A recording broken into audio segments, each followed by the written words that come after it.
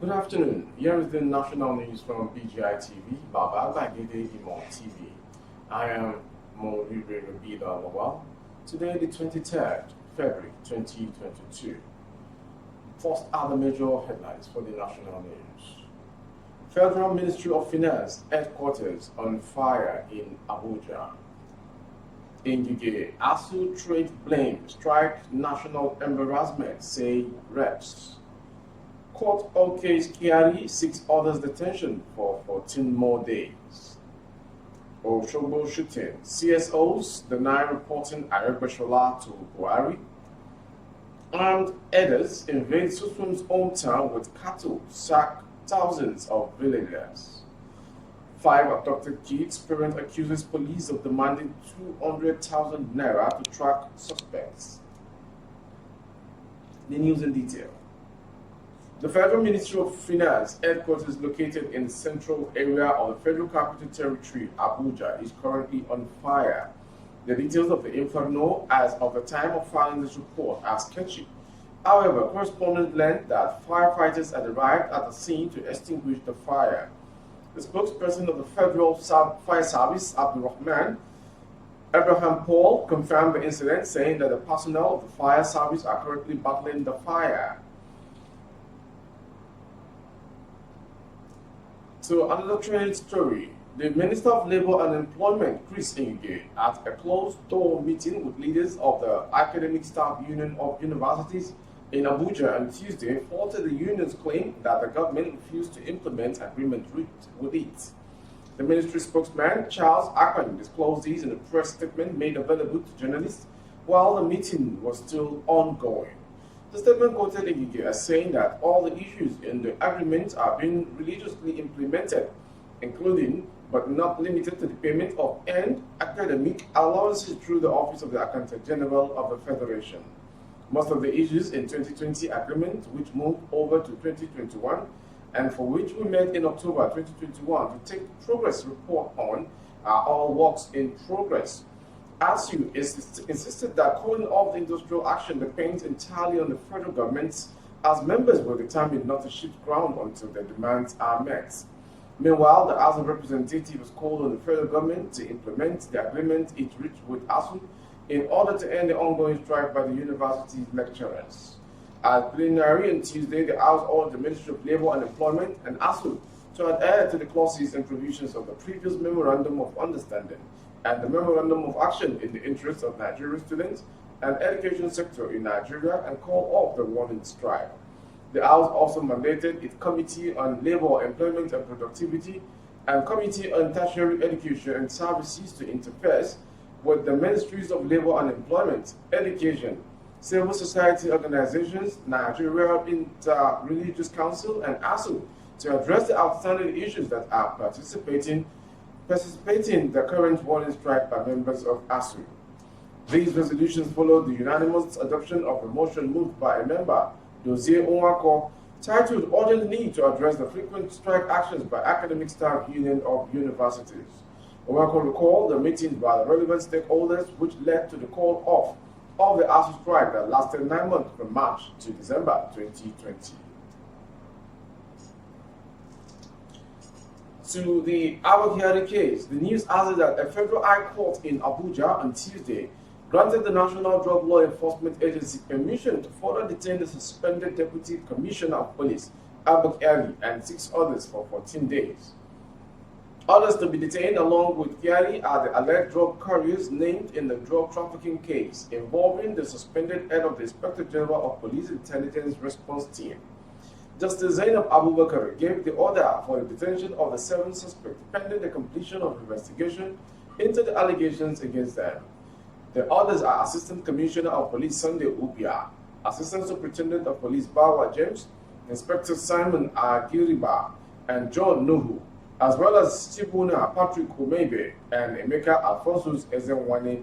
Justice Abubakar gave the order after listening to the Director of Prosecution and Legal Services, NDLEA, Joseph Sunday, who moved an ex parte application to that effect.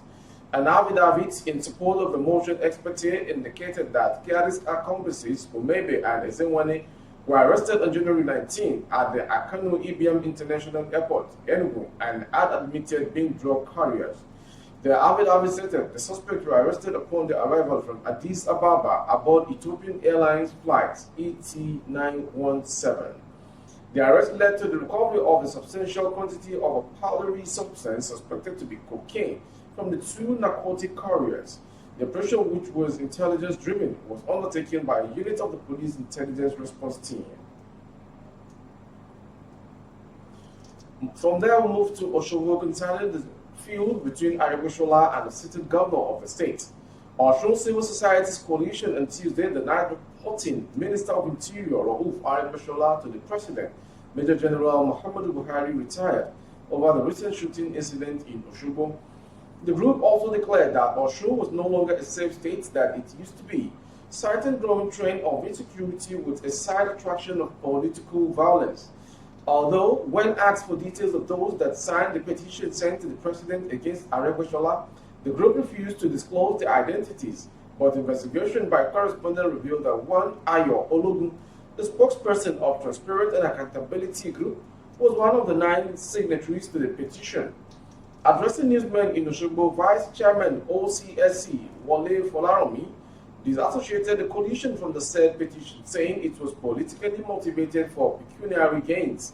Folaromi further alleged that the individuals behind the petition were already put together by political elements within the service of available corruptible civil society groups to drive their selfish interests.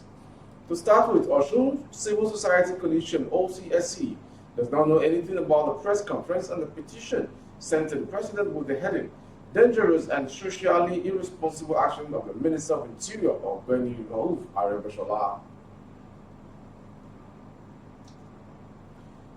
To a disturbing one from armed men. Armed men suspected to be Fulani herdsmen have reportedly attacked Senator Gabriel Suswan's hometown in Yonob, Tombo, Turan, and Nembe in Logo, as well as communities in Guma and Buruku local government areas of Benue State, sacking thousands of residents.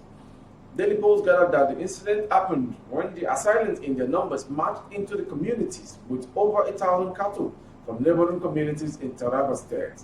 They were said to have destroyed large cassava farms and yam seedlings during the attack as residents fled in droves for their lives.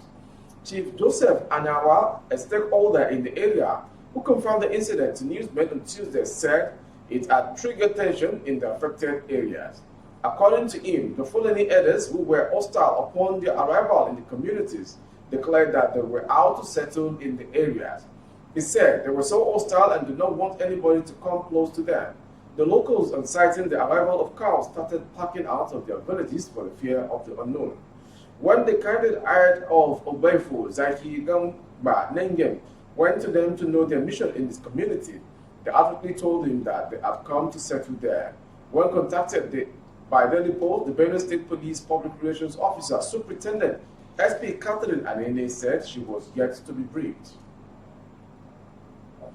And the final story is coming from the whereabouts of 5 children abducted by a woman who disguised as a home lesson teacher in the Rupam Kulusi axis of Eliozu in River State is still unknown 11 days after the incident.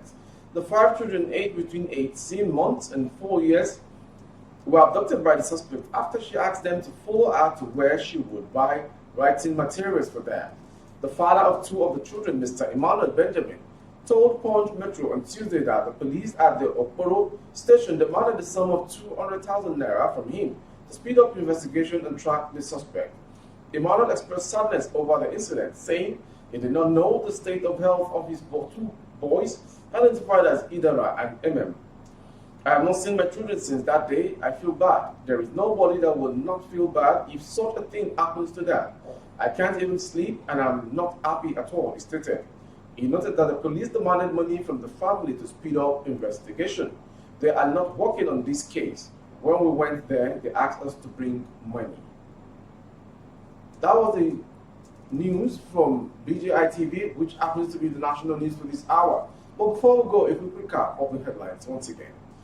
Federal Ministry of Finance headquarters on fire in Abuja.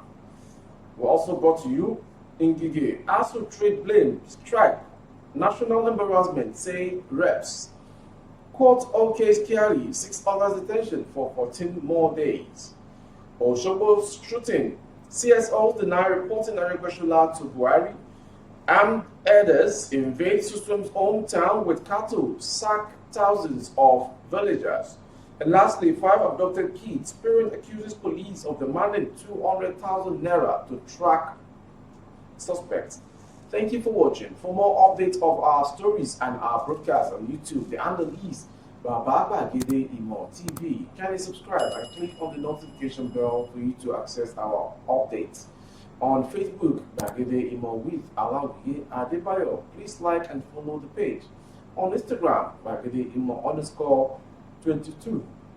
For advert placement of your goods and services, coverage of your event and function, the phone number streaming on your screen is the direct number to dial. Thank you for watching. I am Morire Rabila Lawal.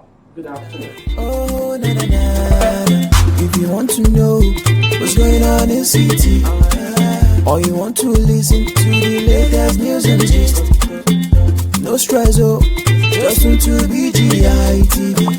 BGI TV, you're one in a million.